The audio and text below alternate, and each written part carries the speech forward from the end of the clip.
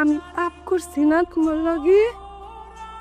এ জানো, আল্লাহ না আমার পাপের শাস্তি দিয়া দিচ্ছে। আমি রাত গেছে,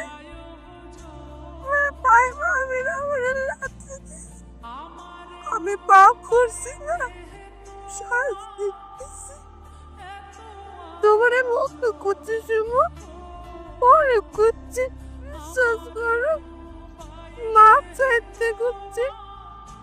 আমি তোমার লাগে অনেক অন্যায় করছি না, আর তুমি মাও করে দিও। তুমি মাপ না করো না, তুমি বলে আমার আল্লাহ দোষে কেউ রাখবো না, আমাকে মাপ করে দাও। তোমার প্রতি আমার কোনো রাগ অভিমান নেই পারুল। আমি কিন্তু তোমারে কইছিলাম আমার দিন ঘুরবো, আমার খারাপ সময় থাকবো না। তারপরও তুমি আমার ডিভোর্স দিয়ে চলে গেছিলা। সেদিন তোমার কাছ থেকে বিদায় নিয়ে আমি এলাকায় চলে আসি। তারপর আমার একটা চাকরি হয়, সেই চাকরি কইরা কিছু পয়সা জমায় তোমার একটা ব্যবসা শুরু করছি। আল্লাহর রহমতে আমি এখন অনেক ভালো আছি। আমার একটা দোকান আছে। বিয়া করছো?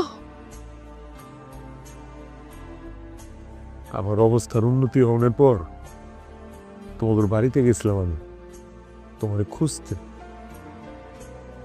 সেখানে যাওয়ার পর তোমার বাইকের মুখে শুনলাম তুমি বলে আরেক পোলার হলে ভাগ্যে গেছো। আমার কষ্টে বুকটা ফাইটটা গেছিল পারুল।